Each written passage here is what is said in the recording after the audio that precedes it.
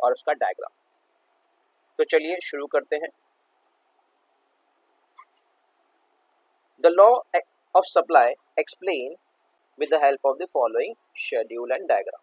आप देख पा रहे हैं वी हैव टेबल 4.3। ठीक है, आपको क्या दिया, दो कॉलम है, price of a commodity x, कोई भी प्रोडक्ट हो सकता है एक तरफ, दूसरी तरफ है supply of commodity x in KG. ठीक है, तो कोई भी कमोडिटी है, कोई भी प्रोडक्ट है, कोई भी, लेट से हम राइस का एग्जांपल ले लें, देखिए चावल है। ठीक है, तो अगर उस पर्टिकुलर प्रोडक्ट का प्राइस, उस चावल का प्राइस जब 10 रुपया था, तो मैन्युफैक्चरर जो था, जो सप्लायर था, जो सेलर था, वो उसको 100 किलो बेच रहा था। जब उसका प्राइस इंक्रीज हो गया, 10 to 20 रुपीज हो गया, इंक्रीज हो गया, तो उसने क्या कर दिया, सप्लाई इंक्रीज कर दिया, बेचना इंक्रीज कर दिया, दैट इज 200 kg कर दिया। इसी तरीके से प्राइस और बढ़ गया, 20 to 30 रुपीज हो गया, प्राइस उस सप्लाई और ज्यादा इंक्रीज हो गया, मैन्युफैक्चरर ने, सेलर ने, सप्लायर ने क्या कर दिया, और ज्यादा उसको मैन्युफैक्चर करना शुरू कर दिया, सप्लाई करना शुरू कर दिया। अगेन अगर प्राइस और ज्यादा इंक्रीज हो जाता है, 30 to 40 रुपीज हो जाता है, तो क्वांटिटी सप्लाई क्या होगा, और ज्यादा इंक्रीज हो जाएगा, 400 kg हो जाएगा। और इसी तरीके से अगर प्राइस 40 से 50 रुपीज हो जाता है, तो क्वांटिटी सप्लाई अगेन इंक्रीज हो जाएगा, दैट इज 500 kg। तो इससे हमें पता चला कि अगर प्राइस इंक्रीज हो रहा है तो दूसरी तरफ क्वांटिटी सप्लाई भी इंक्रीज हो रहा है। Is it clear everyone? यहाँ तक सबको समझा? हमने क्या किया, हमने वही रिलेशनशिप को, जो अल्फ्रेड मार्शल सर ने अपने लॉ में लिखा था कि भाई प्राइस और सप्लाई के बीच में डायरेक्ट रिलेशनशिप है, बस उसी को हमने एक शेड्यूल में रिप्रेजेंट किया है। हाँ, अब डायरेक्ट रिलेशनशिप मींस व्हाट, दोनों वेरिएबल यानी price and quantity supplied both are increasing, both are decreasing. अब डिक्रीजिंग भी देख लेते हैं, अगर इसको डाउनवर्ड पढ़ते हैं, प्राइस 50 रुपीज था तो क्वांटिटी सप्लाई 500 kg था। अगर प्राइस डिक्रीज हो जाता है, 50 से 40 पहुंच जाता है, तो क्वांटिटी सप्लाई भी डिक्रीज हो रहा है। आप देख पा रहे हैं 500 to 400 हो रहा है। ठीक है, इसी तरीके से प्राइस अगर और डिक्रीज होता है तो क्वांटिटी सप्लाई और डिक्रीज हो जाता है। प्राइस अगर 30 to 20 हो जाता है, क्वांटिटी सप्लाई और डिक्रीज हो जाता है। प्राइस अगर 10 to 20 to 10 हो जाता है, तो क्वांटिटी सप्लाई 200 to 100 पहुंच जाता है। इसका मतलब क्या है कि अगर आप इसे अपवर्ड पढ़ें या डाउनवर्ड पढ़ें, प्राइस और quantity supply either increasing in the same direction, either moving in the same direction. क्या हो रहा है, प्राइस अगर इंक्रीज हो रहा है तो सप्लाई भी इंक्रीज हो रहा है। अगर हम देखेंगे प्राइस अगर डिक्रीज हो रहा है तो सप्लाई भी डिक्रीज हो रहा है। इससे प्रूव होता है कि क्वांटिटी सप्लाई और प्राइस के बीच में डायरेक्ट रिलेशनशिप है, पॉजिटिव रिलेशनशिप है। बस यही आपको एक्सप्लेनेशन ऑफ द शेड्यूल में लिखना है।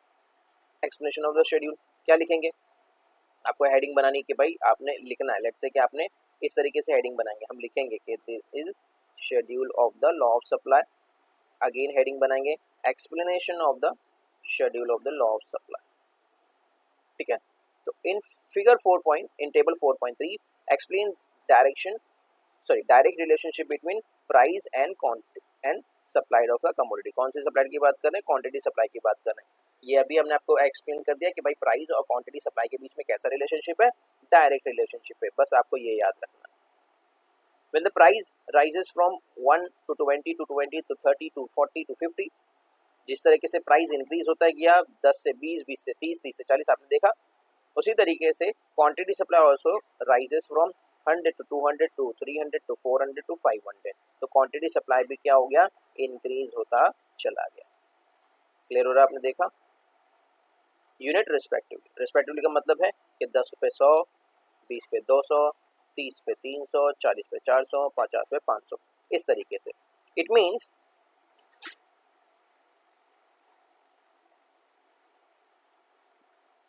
when prices rises supply also rise, कि अगर प्राइस इंक्रीज हो रहा है, अगर आपने देखा उस शेड्यूल में, तो सप्लाई भी इंक्रीज हो रहा था। when price falls supply also falls. अगर आपने अगर उसको डाउनलोड पढ़ा होगा कि भाई प्राइस अगर आपने देखा कि डिक्रीज हो रहा है, तो सप्लाई भी आपको डिक्रीज होता हुआ दिखा।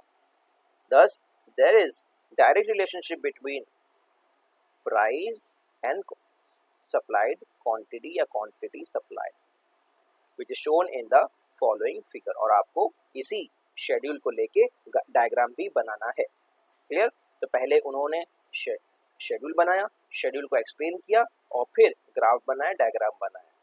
देखिए सप्लाई का को कैसे एक्सप्लेन किया, बहुत ही सिंपल। सबसे पहले आपने एक्स एक्सिस ड्रॉ किया, X axis Y axis draw किया, पैरामीटर आपने सेट किया। पैरामीटर कहाँ से सेट किया, ऑब्वियसली आपके पास जो शेड्यूल था उसमें आपने क्वांटिटी सप्लाइड 100, 200, 300, 400 का लिया है। इसी तरीके से एक्स एक्सिस पे क्वांटिटी सप्लाई प्राइस और वाई एक्सिस पे प्राइस ऑफ द कमोडिटी, ठीक है।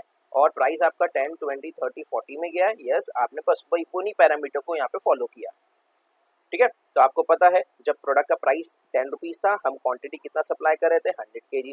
इसी तरीके से प्रोडक्ट का प्राइस जब 20 हो गया, हमने क्वांटिटी सप्लाई इंक्रीज कर दिया 200 kg। इसी तरीके से प्राइस और इंक्रीज हुआ 30 रुपीज़, हमने क्वांटिटी सप्लाई और इंक्रीज कर दिया 300 kg।